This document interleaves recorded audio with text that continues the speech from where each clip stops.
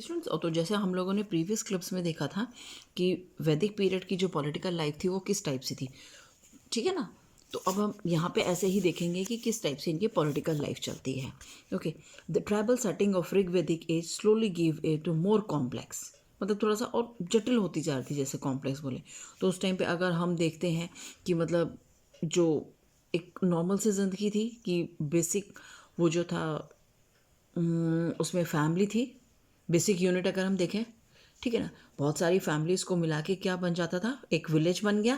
देखो अब आप इसको यहाँ से ऐसे समझो, पुराने वाला ये लेटर वैदिक का पढ़ रहे हैं, फैमिली। अब ग्रुप ऑफ फैमिलीज,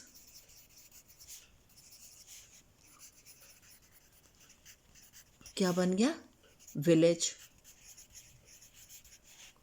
अब ग्रुप ऑफ विलेजेस क्या बन गया आपका, क्लैन बन गया।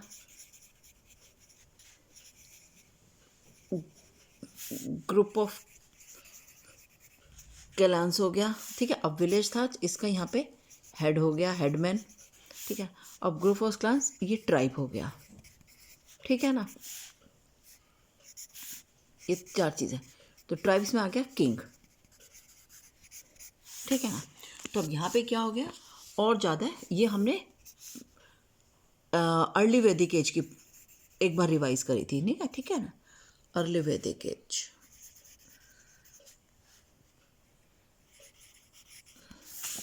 अब हम यहाँ पे किसके पढ़ रहे हैं, हम लोग यहाँ पे इसके पढ़ रहे हैं लेटर वैदिक एज, ठीक है ना। सेटिंग विच लेटर इवॉल्व मैनी किंगडम्स, ठीक है। उस टाइम पे तो ज़्यादा तो वो था नहीं पॉपुलेशन, या ऐसे बोलें कि मतलब क्लान्स होते थे, उनका जो ग्रुप ऑफ क्लान्स का हेड जो हो जाता था वो, या ट्राइब कहलाते थे, वो किंग बन गया था।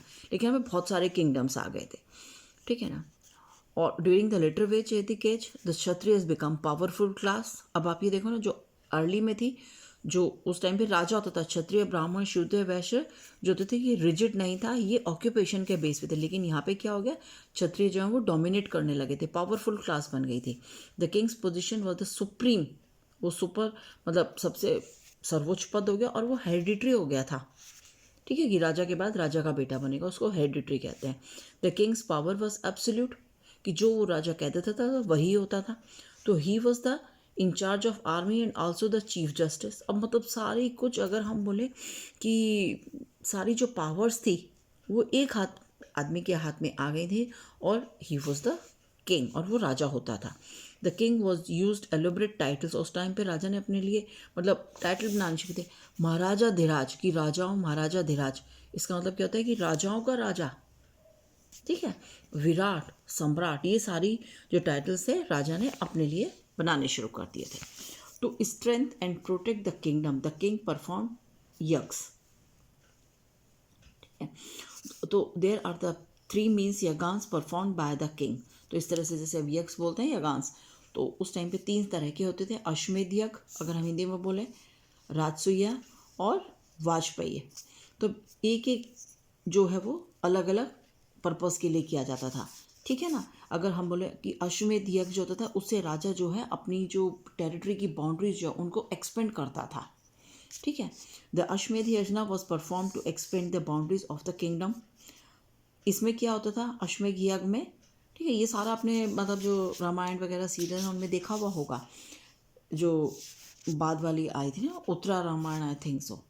तो he horse was let to loose to run through the territory. इसमें क्या होता था, एक राजा होता था, जैसे मैं पढ़ के नहीं समझती, इसको आप ऐसे ही समझ लो कि एक राजा है, अगर एक टेरिटरी का राजा, जैसे आप ये समझ लो करनाल का कोई राजा है, तो उसको अपनी टेरिटरी एक्सपेंड करनी है, तो अपने नाम वाम लिख के कि ये कोई करनाल का राजा है छोड़ देता था।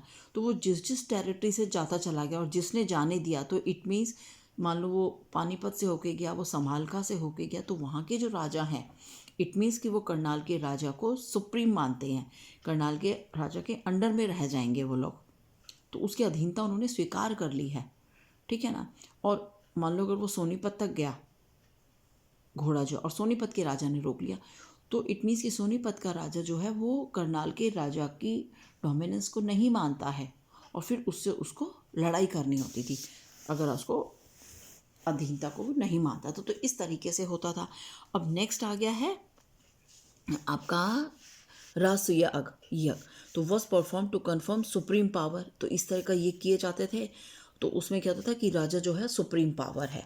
उसके बाद आ गया वाजपेयी यज्ञ, वॉज द चैरिट, इसमें क्या होता था, रथों की दौड़ होती थी, चैरिट में ना रथ, वेयर द सेक्रीफाइशियल हॉर्स और किंग्स वुड ऑलवेज विन, ठीक है, और kings also fought wars to expand their kings.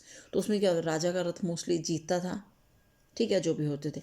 तो राजा जो है वो अपने और तरीका और भी था कि अपने टेरिटरीज को एक्सपेंड करने का, अपने साम्राज्य को विस्तार करने का, राजा लड़ाइयाँ भी लड़ता था। तो इस तरीके से पॉलिटिकल लाइफ क्या हो गया, बहुत कॉम्प्लेक्स। उस टाइम पे मतलब एक सिंपल सा राजा होता था, अपनी लेटर अर्ली वैदिक पीरियड में भाई उसको असिस्ट करने के लिए हमने देखा था कमांडर इन चीफ होता था, जस्टिस में उसको हेल्प होती थी। लेकिन यहाँ पे क्या हुआ, राजा को अपना टेरिटरी एक्सपेंड करना है कि दूसरी टेरिटरी को अपने में मिलाना है, अपने साम्राज्य को बड़ा करना है, ठीक है।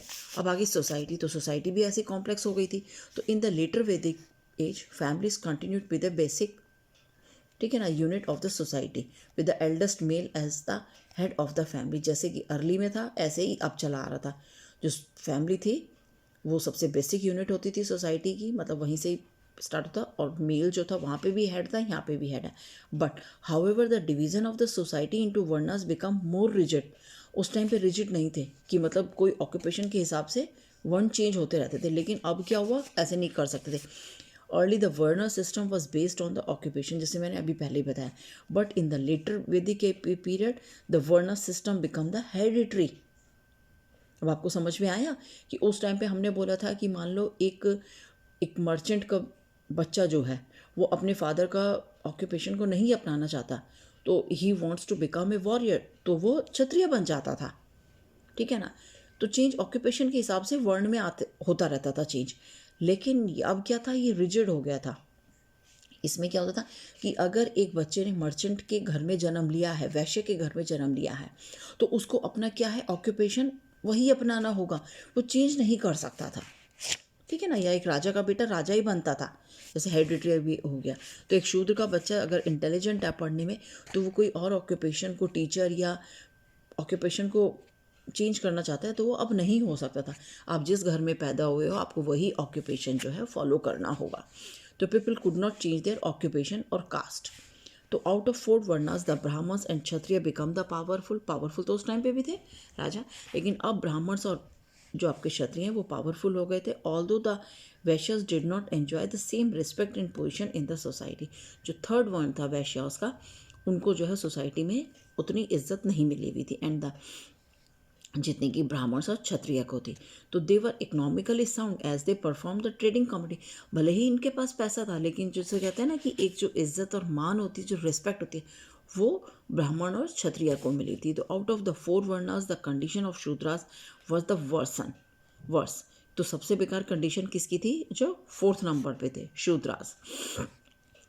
And it decline with the passage of time. और इनकी जो सिचुएशन थी वो टाइम के साथ साथ, मतलब आगे जैसे जैसे टाइम आता रहा, इनकी जो पोजीशन थी और ख़राब होती चली गई थी, और बाद में तो इतनी ज़्यादा हो गई थी कि जिस रास्ते से लोग निकलते थे, ये बर्तन बजाते हुए निकलते थे कि उस रास्ते में कोई ना आए। और इनके साथ और बुरा होता चला गया बाद में कि इनको सोसाइटी से, इनको विलेज से बाहर रहना पड़ता था। उस सोसाइटी, उस विलेज में भी नहीं रह सकते थे ये लोग। The literary text of the later Vedic period also state that the varna ashram और द डिवीज़न ऑफ लाइफ, ठीक है ना, कि कुछ हमें टेक्स्ट ऐसे मिले हैं इस टाइम पे जिनसे पता चलता है कि लाइफ को जो है हमने वो एक तरह से 4 पार्ट्स में बांट रखा था, या उसको वर्ण आश्रम भी बोलते हैं, ठीक है। तो life was divided into the 4 faces. ब्रह्मचर्य माने स्टूडेंट लाइफ, ठीक है, और गृहस्थ आश्रम और हाउस होल्डर, ठीक है ना। एक कि आपको मतलब, अब चलो मैं एक बार पढ़ देती हूँ, उसके बाद फिर बताऊँगी कि ब्रह्म आश्रम या स्टूडेंट लाइफ, गृहस्थ और हाउस होल्डर, वानप्रस्थ और हर्मिट फेज, और द लास्ट फेज में द सन्यासी। तो फर्स्ट फेज में क्या होता था कि जैसे ब्रह्मचारी की मतलब जो लाइफ है आपकी, वो स्टूडेंट लाइफ आप बिताओगे। तो जब आप स्टूडेंट लाइफ आपकी ख़त्म हो जाएगी 1 से 25 साल के बीच में, तब आप पढ़ोगे, सब कुछ करोगे, ठीक है। उसके बाद आप शादी कर सकते हो। जब आपने शादी करी, बच्चे हुए, तो उसके बाद क्या हुआ, आपने उनकी सारी जिम्मेदारी पूरी करी गृहस्थ आश्रम में रहते हुए, हाउस होल्डर। उसके बाद आप मतलब धीरे धीरे घर का आप जो है वो त्याग करने लगोगे, और आप लोग किस फेस में चले जाओगे, वानप्रस्थ, ठीक है। और उसके बाद लास्ट फेज है जब आप वन में चले गए, आपने शिक्षा प्राप्त कर ली, मतलब जो अपना ये लाइफ है, ठीक है, उससे आप दूर होते चले गए। फिर अब लास्ट फेज आप संन्यास आश्रम में जाओगे, जब आप जहाँ आप स्पिरिचुअल नॉलेज है अब गेन करोगे।